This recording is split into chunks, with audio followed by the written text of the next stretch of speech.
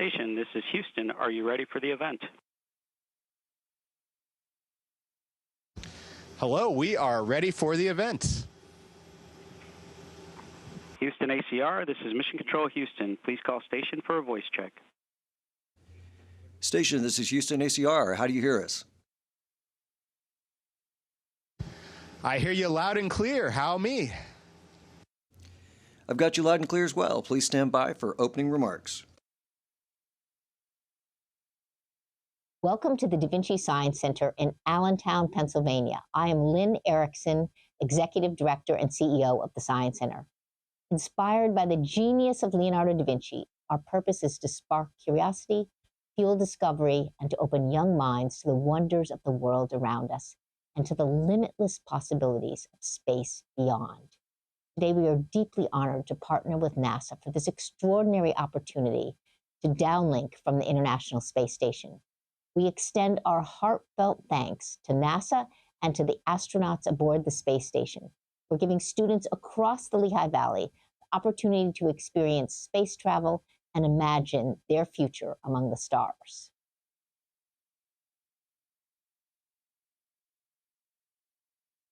Hi, my name is Wajida. My question is, who or what inspired you to be an astronaut, and why do you choose this job?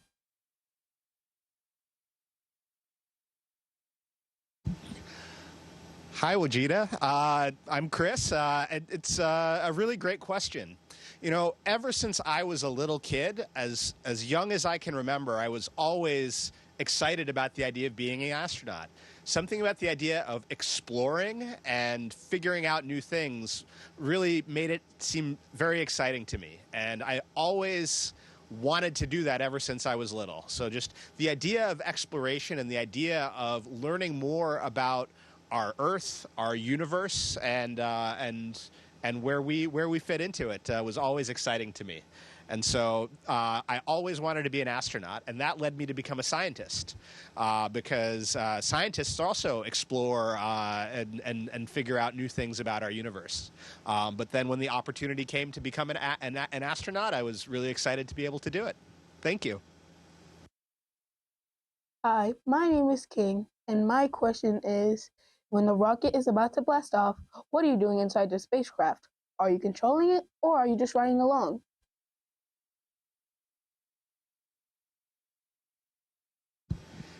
Thanks for the question, King.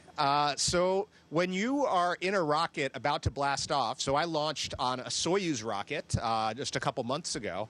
The rocket, most of the systems on the rocket work automatically. So it's sort of like an airplane on autopilot. But your job is to help monitor all of the systems to make sure that they're working properly and to take over or to step in if the rocket stops behaving exactly as it should be, so you can fix things and correct it. In my particular job on the rocket where I launched, I was sitting in the right-hand seat, and I was managing some of our life support equipment, some of our oxygen valves, to make sure that those are working properly. So you're feeling the G-forces and the excitement of the rocket launch, but you're also monitoring and making sure that everything is going properly. Hi, my name is Jeffrey. My question is, what are some experiments right now on the space station that could change life in the future for Earth?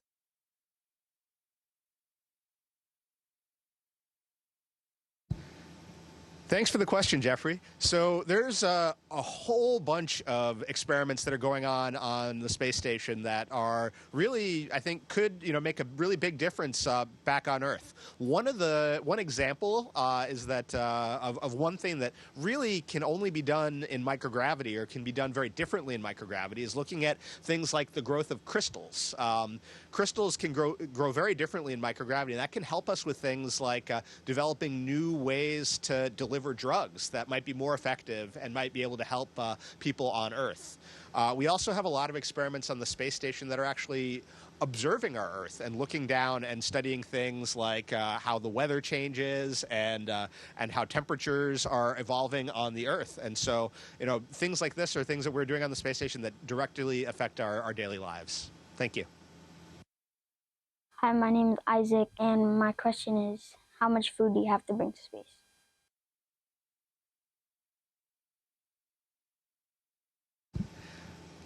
Hey, Isaac. That's a really great question and a really important question because we wouldn't be up here very long if we didn't have the right amount of food. We bring some food with us on our launch vehicles, but we also have cargo ships that come up and bring food to us. And so, we're trying to look at, we have all sorts of different types of foods up here.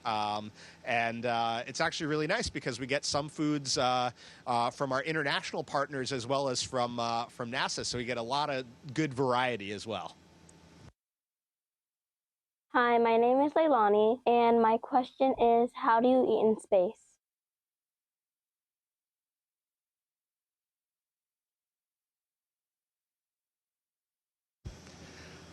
Thank you for the question. We have a couple different types of food in space, and I got some examples right here. Our food either comes sort of ready to eat in packets, sort of like food that you might have when you're camping. We also have some food that comes in cans, or some food like these scrambled eggs, which come dehydrated that we add water to. And then the food just kind of floats, just like with no gravity, and you can eat it with a spoon, just like you would on Earth, except for the fact that you can turn your spoon upside down and you don't lose your food, which is kind of neat. Hi, my name is Ariana Jade. My question is, how do you do your everyday activities in space, like washing your face?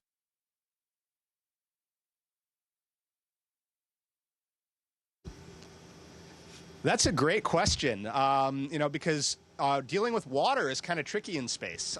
Water, instead of sort of flowing, it actually kind of just makes balls, kind of like this floating bubble of water in front of me. And when you're washing your face, you kind of have to just put that bubble of water on you and move it all around. So your baths are kind of like sponge baths. My name is Kaylee. My question is, how does your body adapt to microgravity over time, and what happens when you return to Earth's gravity?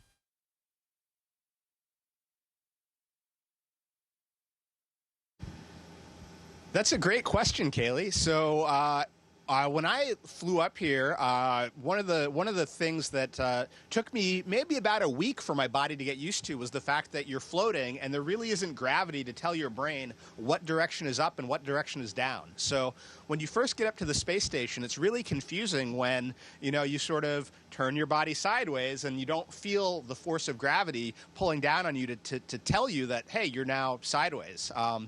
After about a month up here, I was so used to just being able to flip upside down or work sideways that it was just no problem. When you get back to Earth, you also go through a little bit of what's called readaptation, where you have to get used to gravity again. And what I've heard from folks that have done it recently is that it feels like everything is just super heavy because you're so used to things not weighing anything, and your brain gets used to that.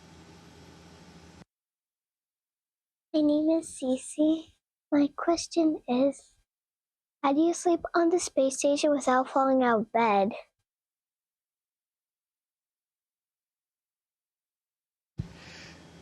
That's a great question, Cece. And so the cool thing about being in space is that because there's no gravity, you can't fall. So the harder thing is not falling out of bed. The harder thing is how do you stay in bed without floating away while you're asleep?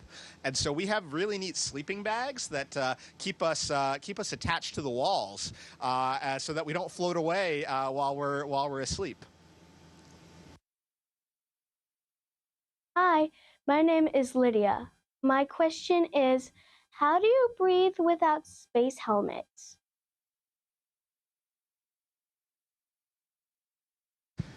That's a really important question, Lydia. So within the space station's actually sealed and is pressurized. And so there's actually oxygen and air inside the space station that's at a very similar to our atmosphere on Earth.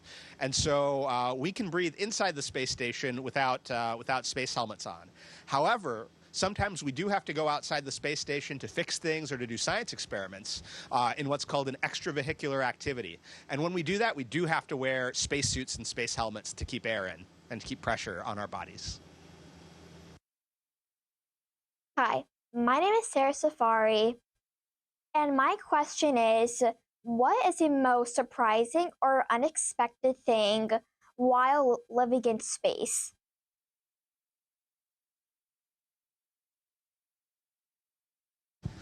That's a great question, Sarah. There have been a couple things that have been sort of unexpected or surprising. Some of these I kind of knew a little bit about, but they were kind of surprising to experience it firsthand.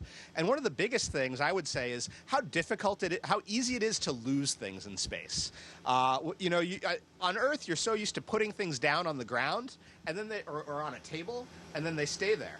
But in space, everything floats. And I had it just the other day where I was having a drink bag full of tea, and I put it down on the table and stuck it to some tape and turned my head away and turned back, and it was gone. And it had floated off, and things just kind of float along the air currents with the fans that circulate air in space station. So it took me 2 days to find where it drifted off to, which was a lot of fun. My name is Maria, and my question is, do you play games in outer space?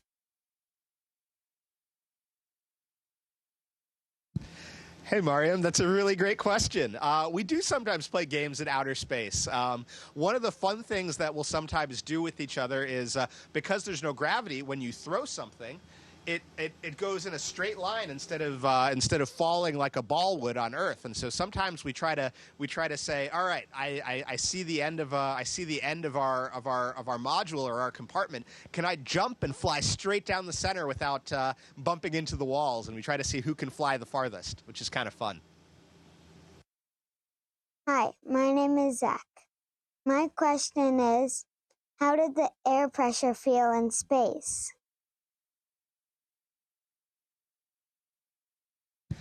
Hi, Zach. So it's actually kind of nice. The air inside the space station actually feels really similar to the way it feels on the Earth. The air pressure is about the same as what it is on a normal day on Earth. And so we actually feel pretty comfortable up here. It feels a lot like being in a nice air-conditioned building. The temperature is pretty normal, like a normal indoor temperature, and the air feels pretty much the same.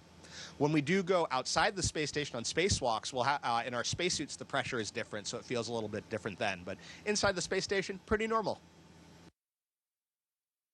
Hi, my name is Hadi, and my question is, how do astronauts grow taller in space? Thanks for the question, Hadi.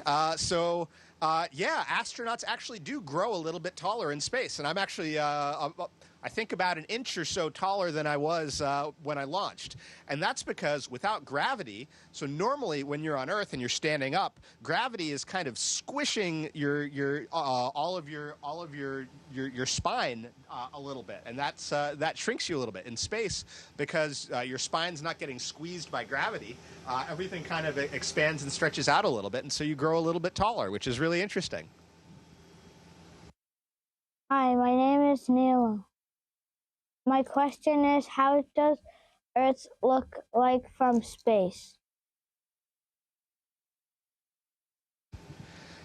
Thanks, Neela. So Earth looks incredibly beautiful from space. It was something I wasn't something I was really looking forward to, and I thought it would look beautiful, but I was still just overwhelmed by how beautiful it looks. You see all of the blue and all of the green. We have these beautiful windows, this window called the cupola, where we can look down and look out to all sides. And, you can see the curvature of the Earth with your eyes, and you can see continents and countries flying by beneath you. And it makes me really appreciate our planet and really appreciate our world. You can also see the atmosphere and how thin the atmosphere is, which is really, really surprising and striking that you can see. Hi, my name is Everly. My question is, how far can spaceships go? That's a great question, Everly. So on the International Space Station, we are a little over 200 miles up in space, and that's called low Earth orbit. But really soon, a few of my friends are going to launch on a mission called Artemis 2, which is going to take them around the moon. And that's going to take them 250,000 miles away from Earth, so super far. So, yeah, but most of the time on the space station, we're about 250 miles above the surface of the Earth. My name is Owen, and my question is, how do you not get hit by meteorites? Thanks for the question, Owen, and that's a really important question because I would not want to get hit by a meteorite. So the nice thing, the fortunate thing is that there aren't too many big meteorites. There really not a lot of them. However, there are a lot of really small meteorites, and on the outside of the space station, it's actually built so that when these tiny little meteorites hit the space station, they don't do all that much, they don't hurt it all that much. So you can see little dimples sometimes, though, on the outside of the space station where it's been hit by these tiny little, what we call micrometeorites. So we do sometimes get hit by those, but the space station is built to be okay if that happens. Hi, my name is Cora. My question is, what's it like in space? That's a really great question, Cora. So space is, to me, it's a lot of fun. It feels really nice because you can kind of just float, which is pretty relaxing. But we're also doing a lot of really interesting and important work up here. We're doing a lot of science experiments to figure out things that you really can only do in space. And it's a lot of fun to be able to be a part of that. So I really enjoy it up here. Hey, my name is Jabari, and my question is, when you look out from the space station, what can you see beside Earth?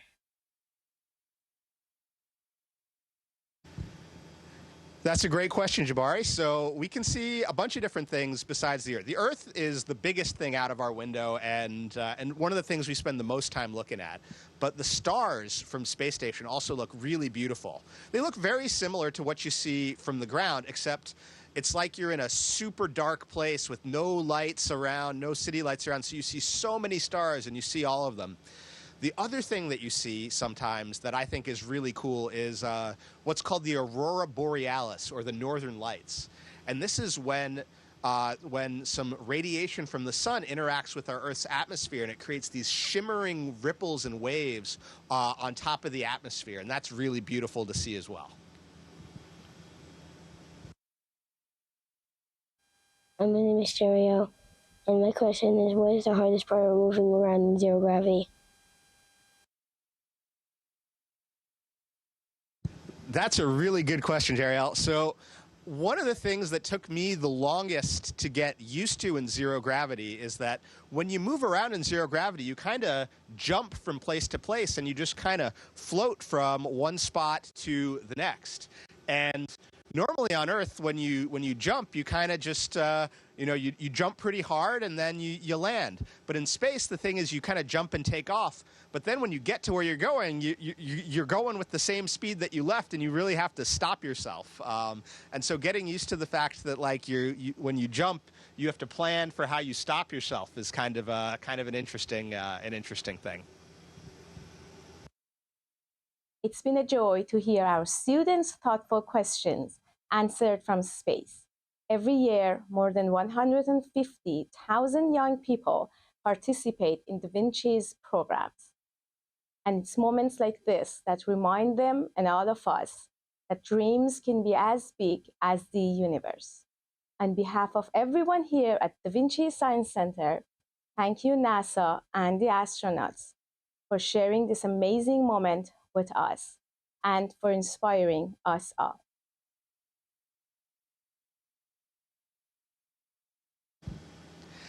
Thank you so much. I really appreciated all of the questions from all the students.